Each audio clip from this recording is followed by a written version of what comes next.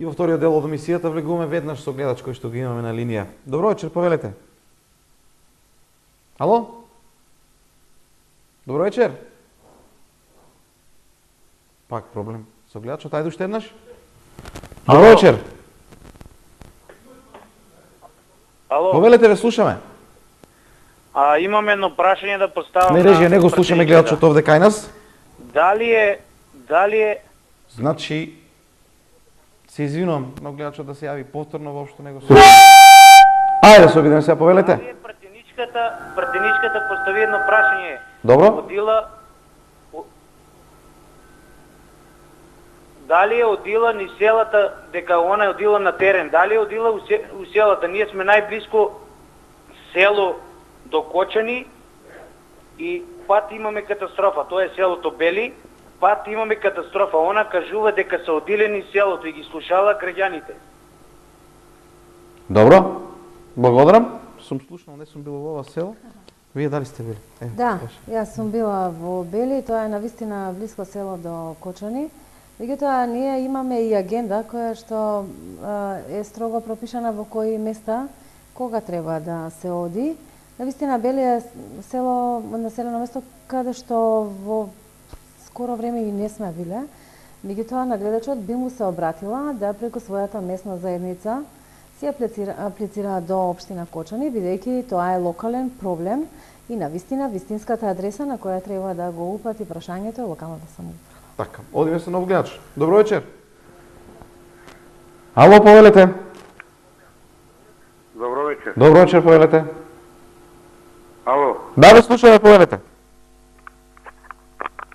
Ало. Повелете, ве слушаме. Добро вечер. Добро вечер. Сакам да се обратам до протеиничката, како што има многу пофалби и нейни стварно големи реклами. Дали сакам да ја прашам дали била некогаш она во село Црник, па да види тука народот како живее и само не користат како гласачки машини за друго ништо. Црник, тоа е Берово, така? Или Пекчево? И тоа така го знаеме, општина Пекчево за нас не постои. Добро. Благодарам на јавањето.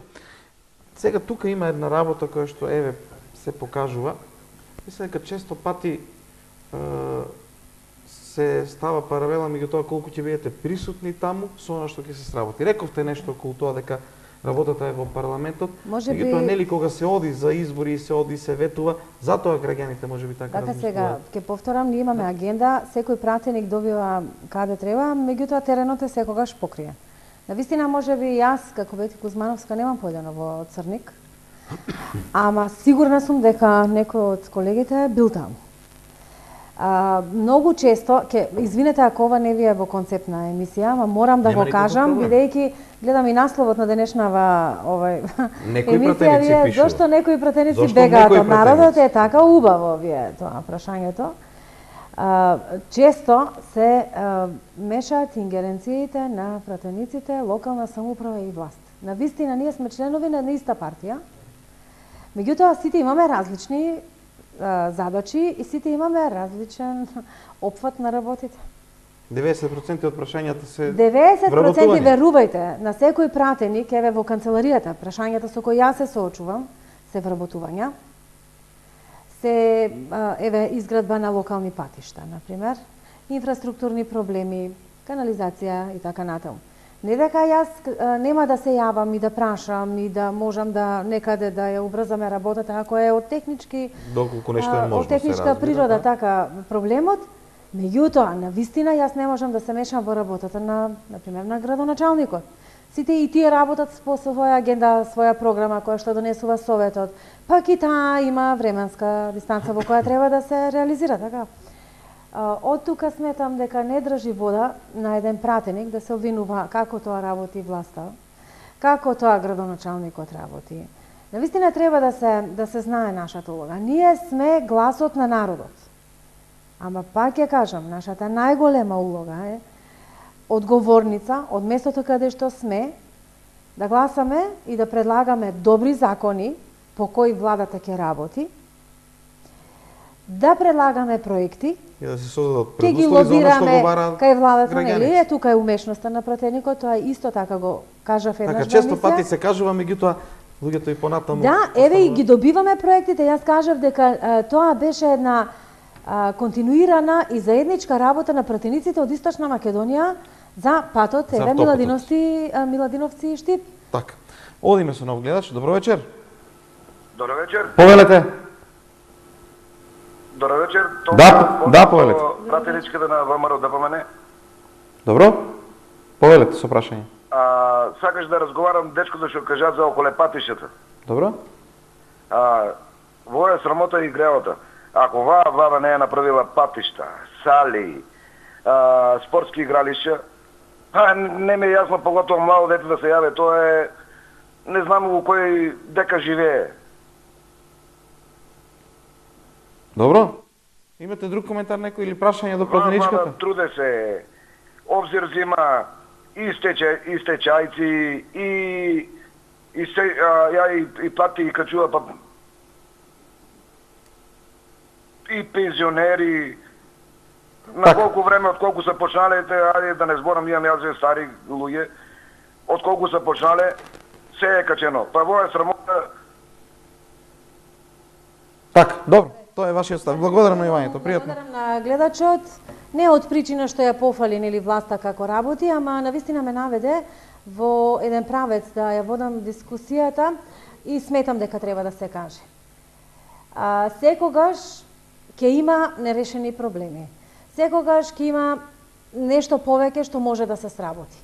Меѓутоа, навистина е неблагодарно во најмала рака да се критикува се и се што. Еве, рековме која е работата на пратениците.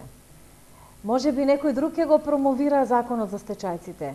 И таква е, нели, распределбата на работите, така, тоа си е делокруг на работата на министерот за труд и социјална политика. Ама верувајте, еве јас членувам во таа комисија за труд и социјална политика, многу голема работа и многу труд имаме вложено за еве да успееме тој закон да биде донесен.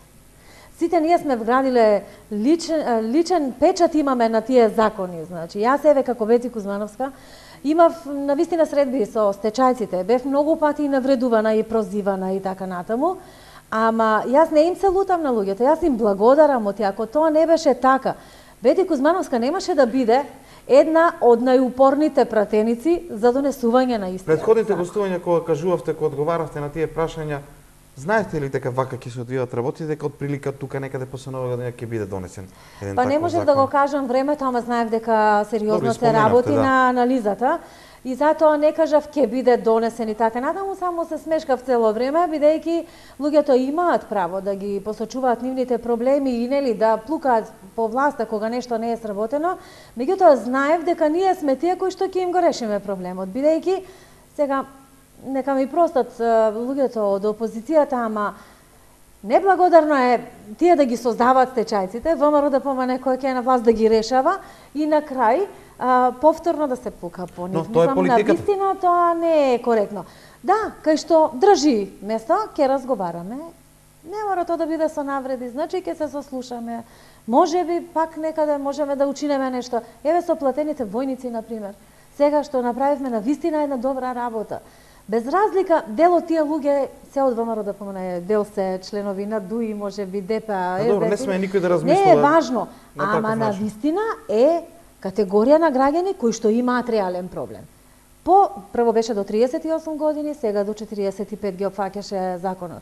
После 45-та година, тие луѓе се млади, каде да одат? Сега ќе им биде решен статусот. Тоа ни поединци, тоа се општествени клетки, цели семејства се значи засегнати од оваа работа. Од друга страна пак пратениците. Ке ви кажам дека многу од законите кои што беа донесени еве конкретно социјалата, кои што задираат голема бројка на граѓани. На доместокот за слепи, за глуви, за мобилност, еве сега социјалната помош се зголемува, пензијата се зголемува. Донесовме сега, значи на комисија помина вчера, закон за мирно решавање на работни спорови. И самиот закон не е толку можеби важен, бидејќи истиот може да биде практикуван од страна на закон на медиација или посудски спор. Меѓутоа е важен затоа што навистина бесплатно луѓето ќе ги решаваат своите работни спорови. Министерството ќе има посебна ставка во буџетот, тоа е пак наша заложба, нели? Многу често треба да се кажуваат ваквите работи, значи не од аспект на политика, туку од аспект на и луѓето не се виновни за тоа. Тие не можат да следат и да читаат закони. Ама придобивките ги чувствуваат на крај. Нели? Барем кажавме делото. Режија, ми кажавте време за вториот блок на реклами и потоа се враќаме со завршниот дел. Издање Што мисли народ, не ни останува многу време со прашање и со ваш одговор да ја завршиме емисијата. Вистина ли дека пратеничкиот мандат може да биде навистина добар за збогатување? Велате, еден пратенички мандат се решава се. Предизвикувачко прашање. Со малку време за одговор. Со малку време за одговор.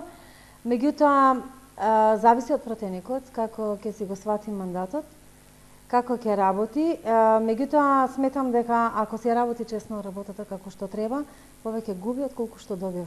Зборувам, го губи мирот, времето, приватноста. Од друга страна, да, навистина платата е солидна, меѓутоа и трошоците се зголемени. Така да не би се сложила дека се збогатуваат, ама знаете како е, пратениците се мета за озборување од едноставна причина, што ако некој возе Ауди или БМВ, ама да не е пратеник, е окей. Да. Ама ако пратеник или министер вози поубаво возило има, тогаш е тоа навистина огромен греф. А навистина пратениците се постојано по патиште, значи ние секој ден патуваме од местото на живење за Скопје и назад. Не од не знам какви побуди ни треба сигурно возило, ама ни треба од сигурносни причини. Ако смета дека е богатство, јас возам Peugeot 107, ако смета дека еден пратеник е богат на овој начин, јас ќе кажам не. Мило ми што успешно сте стигнале и безбедно до Штип и среќен пат и до Кочани. Благодарам на гостувањето. Благодарам и вам. Тоа беше и на поканата. Така, се надам дека ќе имаме и друга прилика. Тоа беше господјата пратеник Бети Кузмановска, која што секојаш одговара директно на вашите прашања и овој пат беше така. Се надам дека ќе имаме и друга прилика. Имете убава вечер.